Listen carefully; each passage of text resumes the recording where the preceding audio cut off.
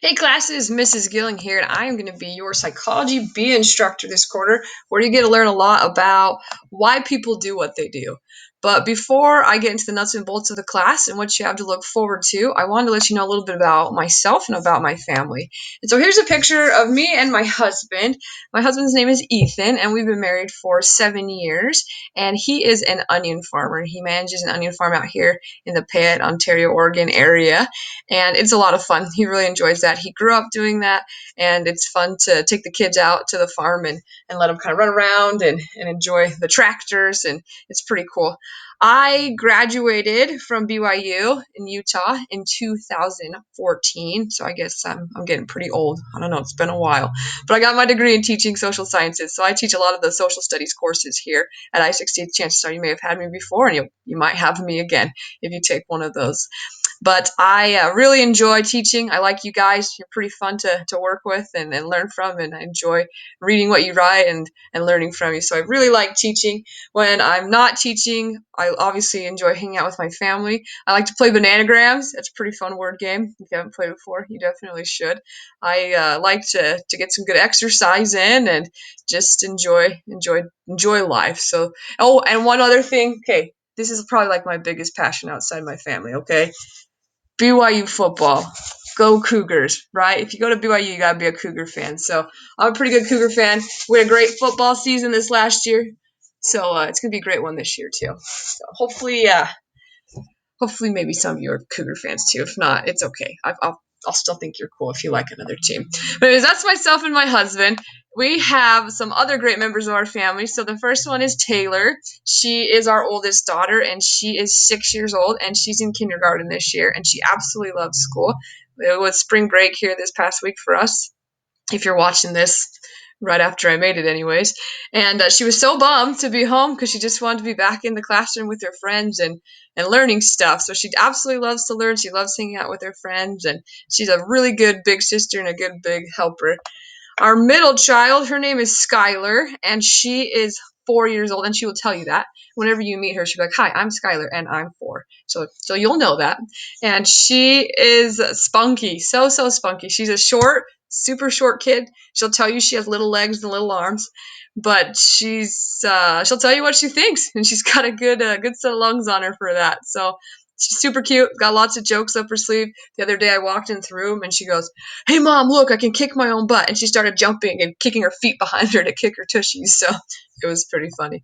Our youngest, another girl, we have three girls. Her name is Parker, and she's almost 2 now. That picture's a little old. So she's almost 2 years old, and her vocabulary has increased so much this year. She can say so many things. If you ask her to say something, she will try to do it. But she loves Blippi, if you know who that is, and she loves Mickey Mouse, and loves playing with trains and cars and anything. She's a super cute kid. And we have one more member of our family. This is Heidi, aka Princess Poodle Pants, and she's our standard poodle. And she's the same age actually as our oldest. They're only a few months apart, and she's great with the kids. But she does have one downfall, and that's that she likes to burp in people's faces, which is super weird because she's a poodle, right? But no, she totally burps. Anyway, so that's my family and myself. Let's get into the course a little bit and what you have to look forward to here. So here's your assignments. The first thing, there's checkpoints in the course, and if you've ever taken any courses here at I-60, you're probably familiar with them and how they work. They're generally found at the end of lessons, and they help you review what you've recently studied to make sure that you understand what's going on. So you get 3 attempts for each checkpoint. So if the first one you don't get a good grade on it, please take it again so you can improve that grade. Study a little bit, take it, and then if you still don't get a good grade on it, use that third attempt. It's really important to get good grades on these. They will help you to prepare for your tests as well. You'll also have discussion prompts, and those are worth 15%. This course has 6 discussion prompts. There's a rubric you'll find at the beginning of the course and before your discussions that lets you know what you're expected to do in those. And so I encourage you to look at those. If you don't get the score that you like on your discussion post, I will leave you some comments and tell you how you can improve, and you're definitely welcome to fix those for a better score. Next, we have exams. There's 2 exams in this course. The first exam is in Unit 3 at the end, and it covers Units 1 through 3, so Units 1, 2, and 3. And the second exam is in Unit 6, and it covers Units 4, 5, and 6. And there's some assignments, some focus notes assignments that you'll have each unit. If you fill those out and you study those, you will do awesome on the tests. They are study guides for you. So please take those seriously and use those when you're taking those exams. And exams are really important because each one of them is worth 10%, so a total of 20% in the course. So be ready for those. And I do only allow 1 attempt on the test, mostly because I do have the focus notes assignments that will prepare you. So keep that in mind. Speaking of focus notes, those are worth 10%. They're graded, so it's kind of a double bonus for you to get them done to help you on the test, but you also get points for completing them. They're worth 10%. They're just super important for you to do. And there's a video assignment kind of like this that you'll watch in a little bit that will show you how to complete those. Then there's projects, and these are worth 20% of your grade. There's 2 projects, so they're worth 10% each. The first project's in Unit 2, and the second project is in Unit 5. And there's also video assignments that will explain how to complete those projects. I do allow multiple attempts on projects, so if you don't get the score you like, look at my feedback, redo it, and you get up to 3 attempts, on those projects. They're pretty fun, though. I think you'll like them. And then there's video assignments, like this right here is a video assignment. There's videos that I make that you'll watch and you'll answer a few short questions about them and you get points for them.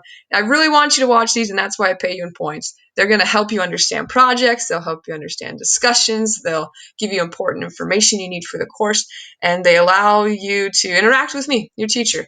So they're really important for you to watch, and that's why you get 10% for those. And then the last thing are workbooks. If you've been with I Succeed for a while, you definitely know what a workbook is. These are questions that you answer throughout your lessons. And you have an unlimited number of attempts on these, so there's no reason not to get 100%. Answer them until you get them right and you understand the material. That's really, really important. So yeah, those are your projects, or your assignments, and everything that you have to look forward to. Here's some other important information. So one way that you can connect with me and connect with other members of our class is through a group Google Hangout. And here's some information on this. You access the group Google Hangout using your school Gmail account. And so I have a welcome announcement that has a link to this. You'll just click on the link and it'll bring you there. You need to be logged into your school Gmail account in order to use it, though. Please do not try to log in with your personal one. If I notice people logging in with their personal accounts, I have to boot them because we just have to make sure it's just our class that's in there. So if you join with your personal one, I'll boot you and say, hey, make sure you're logging in with your school account. You need to make sure that you're keeping language appropriate and uplifting in the Google Hangout, and anybody can see what you're writing there, and so you want to make sure you're being kind and nice, and you guys are good. I don't have to worry about that with you. Right? Right. Please do not ask questions regarding your grades or share personal information in our group Google Hangout. Again, since everybody can see what you're writing, you don't want to ask something sensitive in there like, hey, what grade did I get on this? Like, if you want to know that information, send me an individual email, and I can do that for you. This group Google Hangout is more for like just broad stuff like, hey, does anybody know where to find the answer to this? Or, hey, I did this really cool thing for my project. I wanted to share it with you guys. Or maybe there's something that I want to share with you to help you guys with the project or something. It's just to keep the lines of communication open. So not an area for personal information. The last thing, this group is not required. You do not have to join the group Google Hangout. It's just an avenue to get a hold of me easily. I have the Google Hangout on my phone, and so it's with me all the time, and I can get back to people pretty quick.